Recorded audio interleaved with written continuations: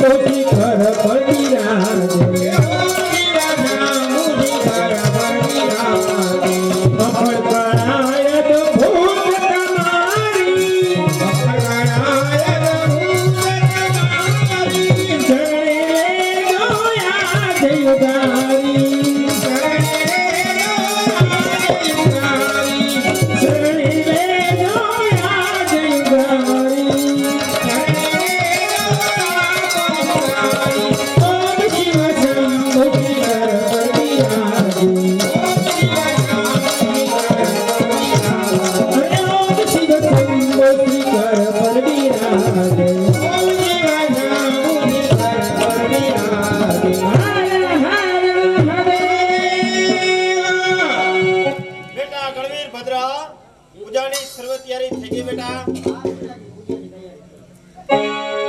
निर्मल प्राण पुकार रहे जगदीश हरे जगदीश हरे निर्मल प्राण पुकार रहे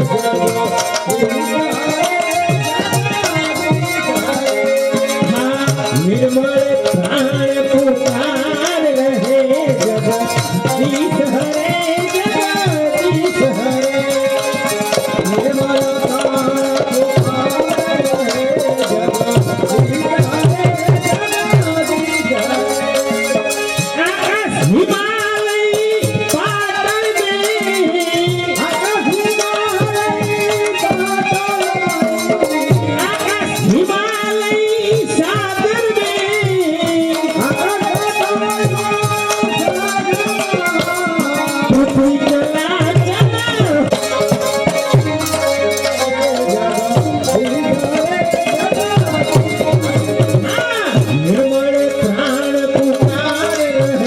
जगदीश हरे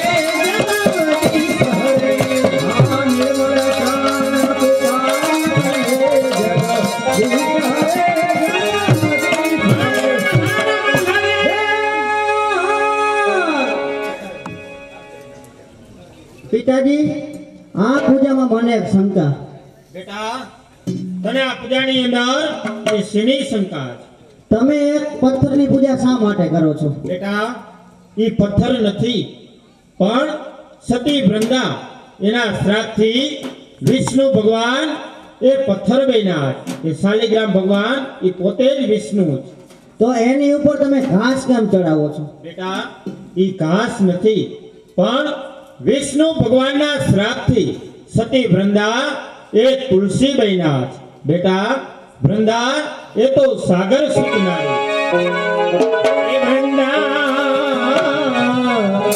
सागर सूचनारी वृंदा सागर सूचनारी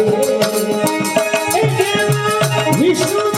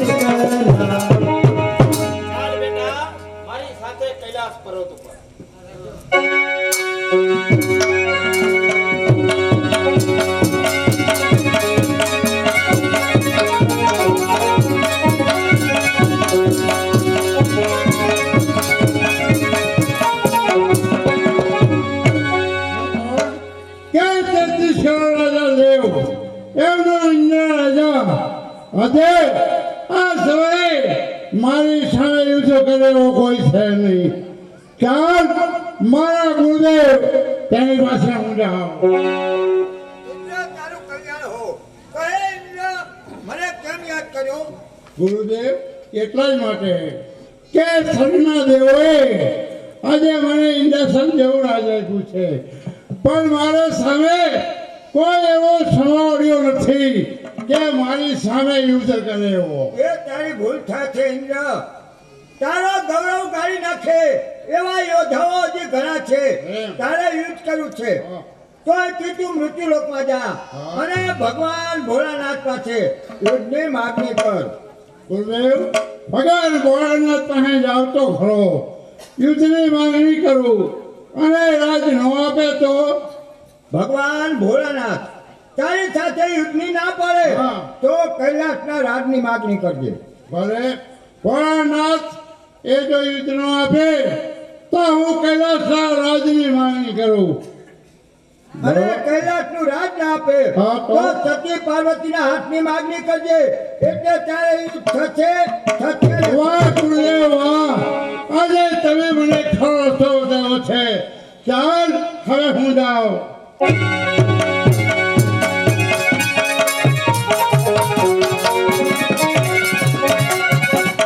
બેટા ગણવીર ત્યાં ઉભો રહેજે, રજા સિવાય કોઈ આવે નહીં.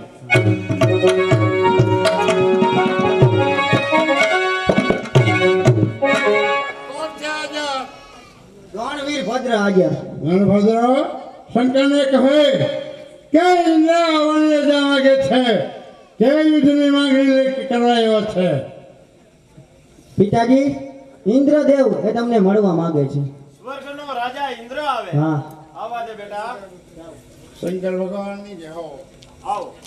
ઇન્દ્ર મહારાજ કોઈ દિવસ નહીં આજે એકાએક આ કૈલાસ ઉપર આવવાનું કારણ. એટલા જ માટે શંકર ભગવાન હું આપણી પાસે કૈલાસના રાજની માંગણી કરું છું. અરે સ્વર્ગના રાજા ખ્યાલ તો કર. સર્વ દેવોએ મળી તને સ્વર્ગનો રાજા બનાવ્યો, છતાં તારી નજર આજે આ કૈલાસ ઉપર પડી. જરૂર. કૈલાસનું રાજ એ તને નહીં મળે. શું કહ્યું? કૈલાસનું રાજ મને નહીં મળે મળે. તો આપણા સતી પાર્વતી એમનો હાથ મારા તારી જુબાન યાદથી ને અટકાવ, નકર ધાકથી મસ્તકે દીદાર થાય. ભગવાન તો હવે આપ મારી સામે યુદ્ધ નહીં કરો. આવ તારી સામે યુદ્ધ કરવા તૈયાર જ છો. હવે આવો ભોળાનાથ, તો પણ ઇન્દ્ર સામે તમે આવો.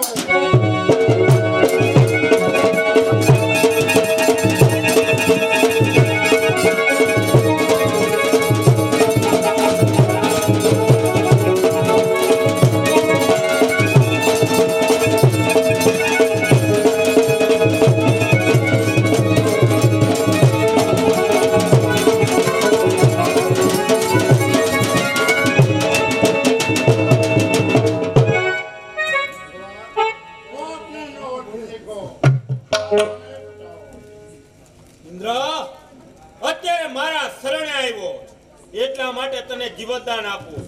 જા ફરી વખત કૈલાસ ઉપર ત્રાહી નજર કરીને જોતો નાય.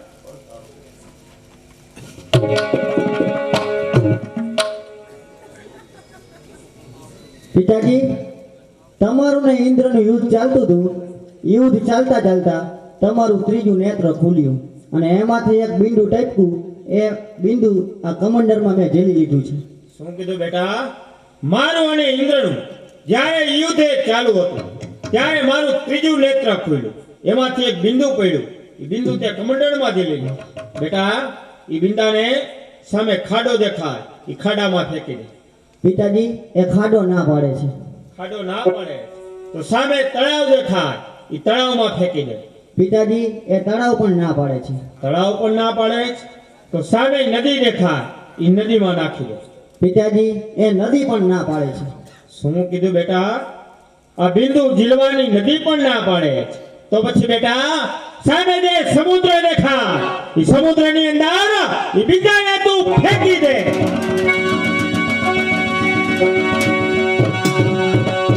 બેટા ઘણું ખોટું થયું. કારણ કે ઈ બિંદુ તે સમુદ્રની અંદર નાખ્યું. એમાંથી એક એવો અસુર ઉત્પન્ન થશે કે જે દેવોને હેરાન પરેશાન કરી નાખશે. પણ એનો સહાર 11માં રુદ્રના હાથે જ થશે. ચાલ બેટા.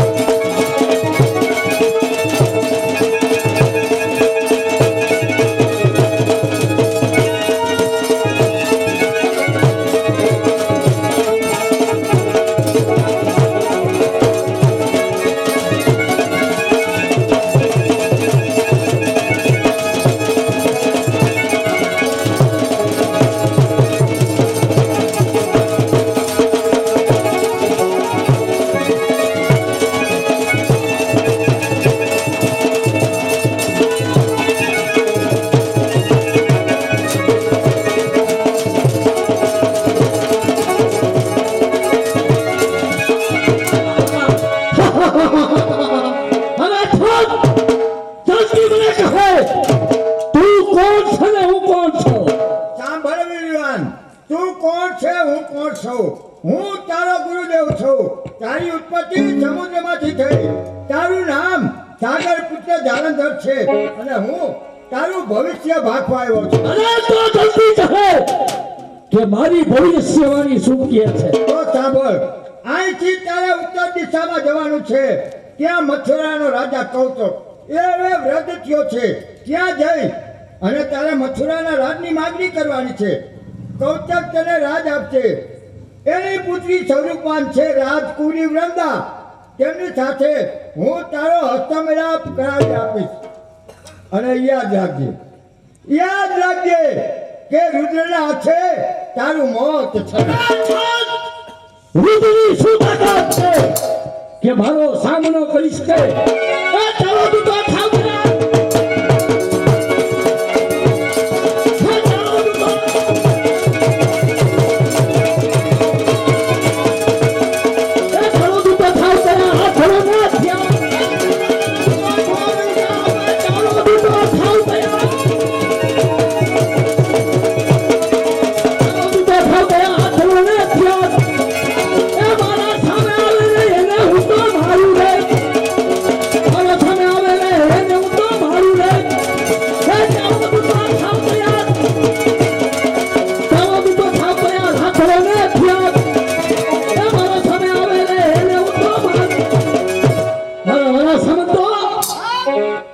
અત્યારે મથુરા નગરી ઉપર આપણે ચડાઈ કરવાની છે.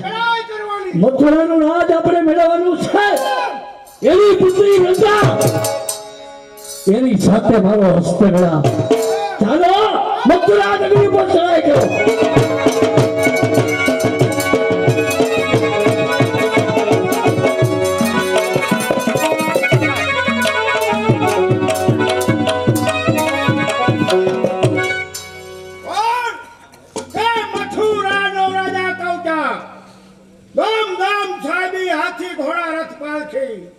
પણ સંતાનમાં દીકરી એક કે એનું નામ આજે વૃંદા છે.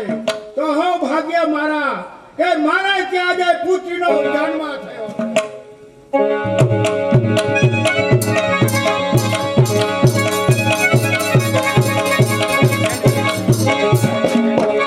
કોણ? મથુરાનો રાજા કૌતક.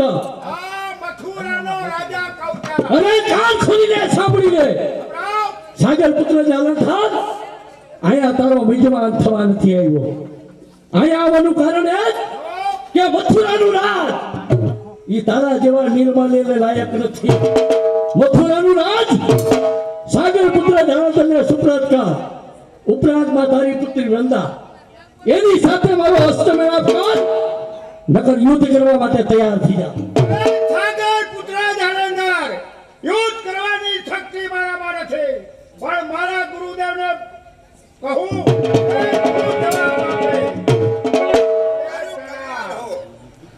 કૌતક, હવે તું વ્રત થયો છો. જાલંધર એ યુવાન છે. વળી તારે લાયક છે એટલે મથુરાની રાજગાદી એમને સોંપ અને બધી બાળાઓને બોલાવ, એમને રાજ તિલક કરે. પછી રાજકુમારી વૃંદાને બોલાવ, મારા હાથે જ બનેલો હસ્તમેળ આપશે. આપના કહેવા મુજબ મારી પુત્રી વૃંદા એનો હાથ આ જાલંધરના હાથમાં સોંપી કરું છું. પહેલા રાજ તિલક બાળાઓને બોલાવ.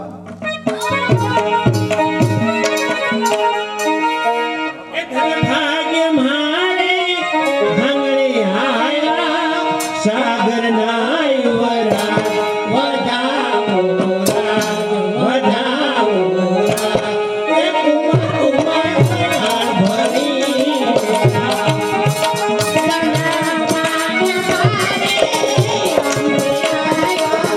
સાગરના યુવરાજ વધાવો રાજ વધાવો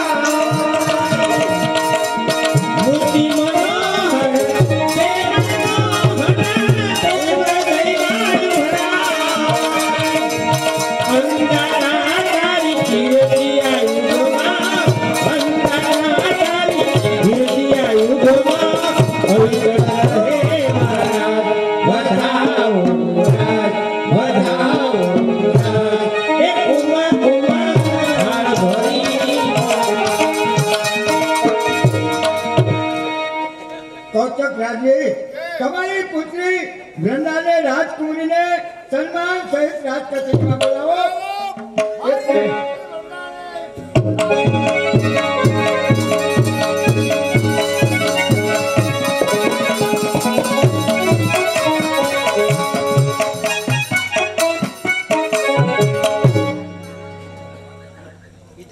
કલ્યાણ આશીષ બેટા. બેટા વૃંદા, તમારા પિતાજી મથુરાનું રાજ એ મહાન શૂરવીર, ત્રણ લોકમાં જેનો જોતો ન મળે એવા વીર સાગર પુત્ર જાલંધરને સૂચિત કર્યું છે. એટલે બેટા તમારો હાથ તમારા લાયક જાલંધર છે. એટલે ગાંધીનો વિધિથી તમારા બંનેનો હસ્તમેળાપ મારા હાથે જ કરાવી આપું એવી તમારા પિતાશ્રીની ઈચ્છા છે.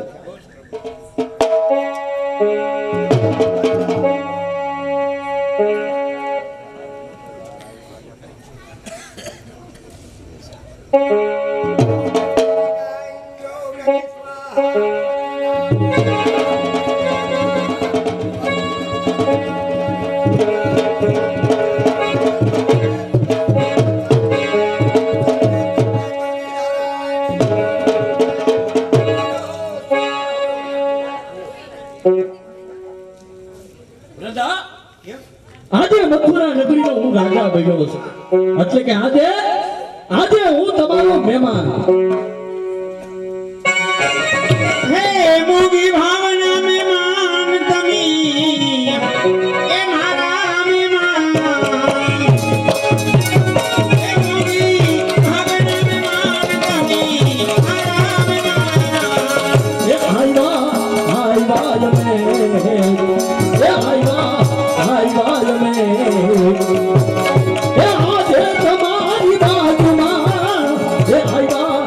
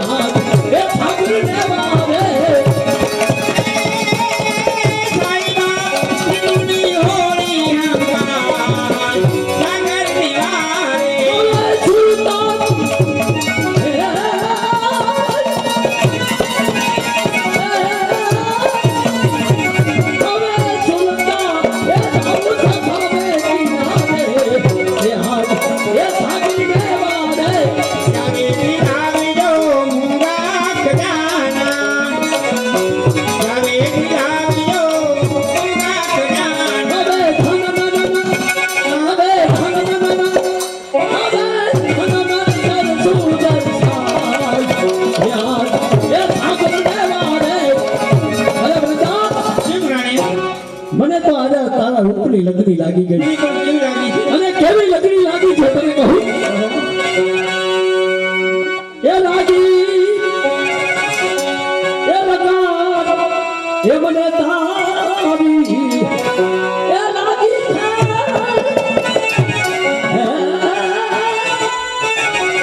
એ હવે લાગી છે એ લગાન મને તારી એ લલના એ લાગી લગાન એ મને તારી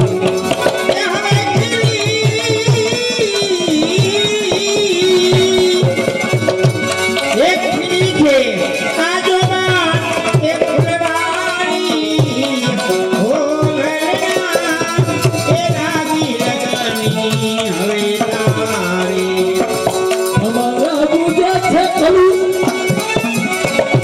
हमारा बुझे छे कलू तुझे छे तंबानी कली ए मां बदुरी कोया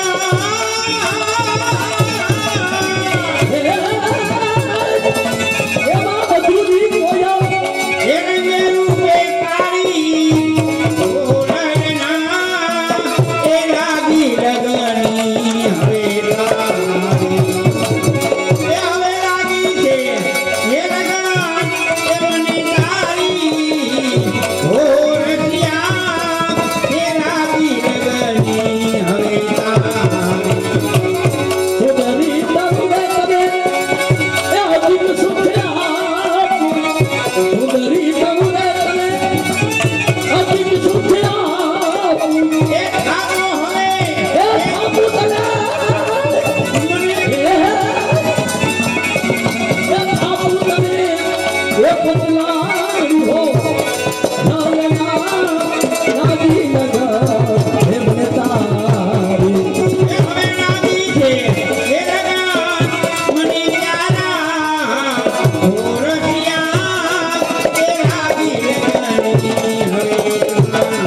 सुधरी तमुरे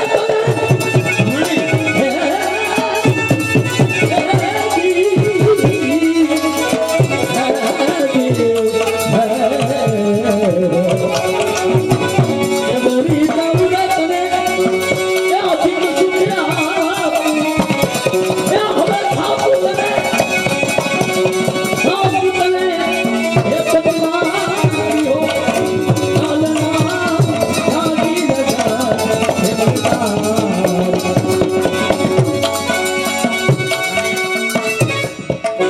આજે સામેના વૃક્ષ ઉપર કે પક્ષી બોલે હા એ તો બપોરે બોલે છે એનો ભરેલું દર્દ કેવું મીઠું કેવું મીઠું એ તારી બોલીમાં એમ નહીં કેમ બોલે કે તારી બોલીમાં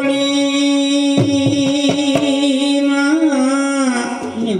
કેમ બોલે એ તારી બોલીમાં એ હવે દર્દ છે અપાર હે બપૈયા પીયું હે બપૈયા પીયું એ બોલતો જા એ તારી બોલીમાં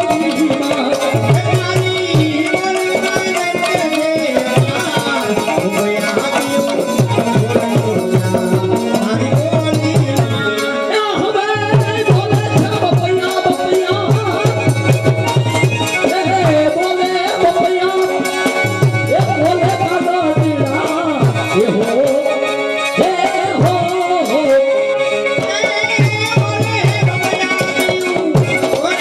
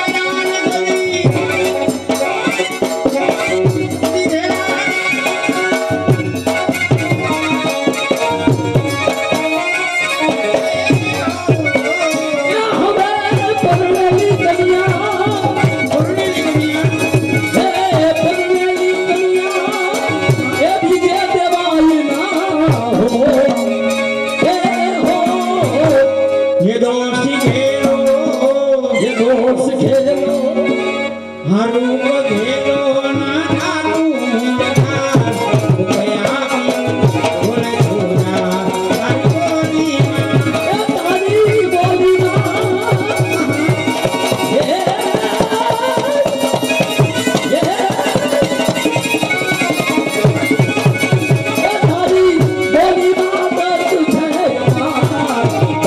અત્યારે તમે રાજમહેલમાં સીધા આવો રાજગુરુને અગત્યના બે પ્રશ્ન પૂછી અને હમણાં જ વાગ્યું બહુ બધું સારું જાઓ સીધા આવો ગુરુ મહારાજ કહે જાલંધર અત્યારે મારે તમને બે પ્રશ્ન પૂછવા કહે પ્રશ્નનો જવાબ ઈ તમારે સત્યતામાં જ આપવાનો છે જેવો હશે તેવો સત્યતામાં જ આપીશ કહે શું છે તારો પ્રશ્ન પ્રશ્ન એ કે સર્વે ગ્રહોને મસ્તક છે રાહોને મસ્તક નથી મસ્તક નથી તો ક્યાં ગયું અને કોણે છેડ્યું અને કઈ રીતે છેડાયું સત્યતામાં તમે મને જવાબ આપો જાલંધર રાહુને મસ્તક કેમ નથી એ તારે જો જાણવું હોય તો સાંભળી લે તારે ભયંકર સંગ્રામ થશે અને ભયંકર સંગ્રામ કરવાને માટે હું તૈયાર છું જલ્દી કહો કે રાહુનું મસ્તક છેડનાર એ કોણ છે તો સાંભળ રાહુનું મસ્તક કેમ છેદાણું એનું કારણ સાંભળી લે એક વખત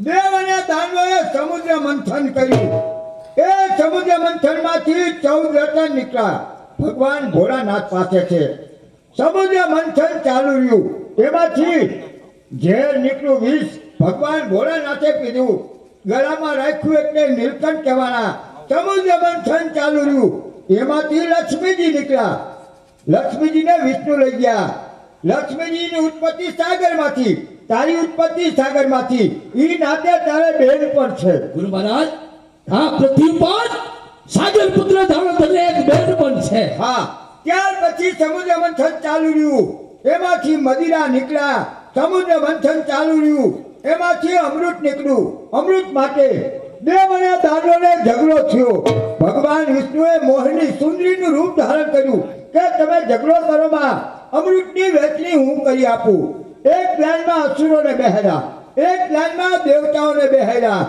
અસુરોને મદિરા પાતા હતા અને દેવતાઓને અમૃત પાતા હતા આ વાતની રાહુને ખબર પડી ગઈ એટલે રાહુ દેવતાનું રૂપ લઈ અને સૂર્ય અને ચંદ્રની વચ્ચે બેસી ગયો ભગવાન વિષ્ણુને ખબર પડી ગઈ સુદર્શન ચક્રથી રાહુનું મસ્તક એ છેદી નાખ્યું એટલે રામનું મસ્તક છેદનાર નીચ પાપી દેવો છે રત્ન મેળવવાને માટે મારે શું કરવું ભગવાન ભોળાનાથ પાસે જા 14 રત્ન તારી માલિકીના છે એની માગણી કર મોકલ તારા દૂતને કદાચ 14 રત્નને ના પાડે તો સતી પાર્વતીના હાથની માગણી કરજે તો યુદ્ધ થશે અરે વાહ ગુરુ મહારાજ વાહ કે દીવા તો